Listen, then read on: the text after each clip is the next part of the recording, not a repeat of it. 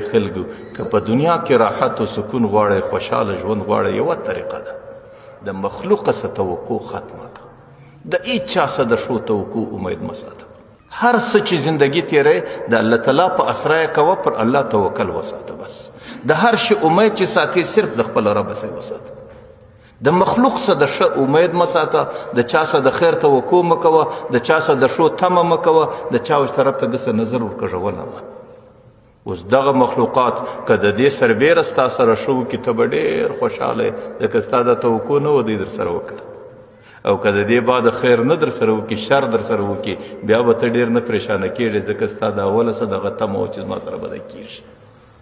نو دغه په دنیا کې چې د انسانیت څه به توقع ختمه کوي، توقع به صرف د الله تعالی څه ساتي، او توکل به دې په خپله زندگی کې صرف پر الله وي. بیا به زندگی په سکون سي، بیا به زندگی په اطمینان سي، بیا به زندگی په خوشحالي سي.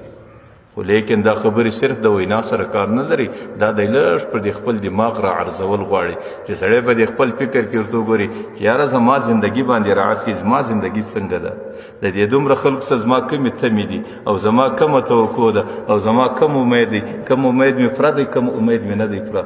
دا خبرې چې سړی د دماغه وساتي، وباسي، بیا زندگی د الله پر توکل او بروسه باندې روانه کړي، بیا انسان ته په زندگی کې الله تعالی خوشحاله ژوند ورکوي، بیا سکون. بیا که چا د سړي سره ښه وکړو، سړی ډېر خوشحاله کېږي، د سړي تمه نه وي. او که چا بد ورسره وکړو، سړی ډېر نه پریشانه کېږي، ځکه د اوله سره دې دغه عقیده وه چې دی به راسره کېږي، ښه به نه راسره کېږي. نو بیا به انسان د اطمینان او د سکون ژوند پیدا کړي.